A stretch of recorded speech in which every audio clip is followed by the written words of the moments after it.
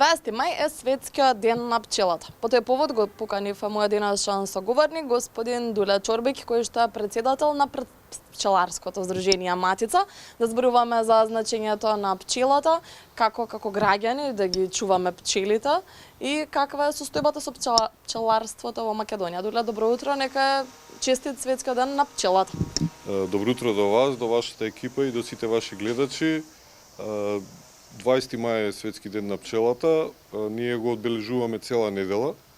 На 13 мај се одржа главната свечаност во Гевгелија, каде што беше присутен и министерот за земјоделство, беше присутен представник од Словенската амбасада, градоначалникот на град Гевгелија и беше во организација на Пчеларската федерација на Македонија. Нашето друштво е член во Пчеларска федерација на Македонија и хуманитарната организација Адра.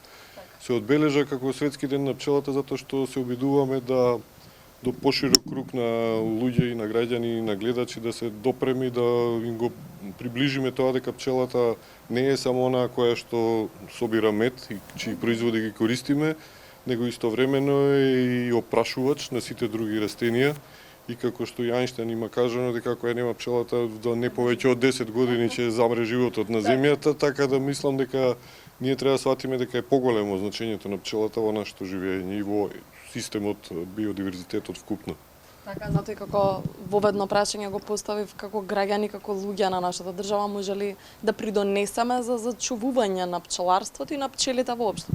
Па, на прво место би требало да граѓаните во Македонија нема толку отпор према секој што чува пчели во нивна близина, да речеме. Все по-актуелно е во светот, еве и скоро бевме на екскурзија во Словенија и урбаното пчеларство зема замав.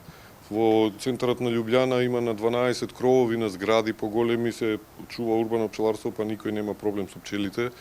Така да и кај нас би требало да малку има пофлексибилност, ако некој ваш комшија има пчели, сега тоа во помал број, да не се големи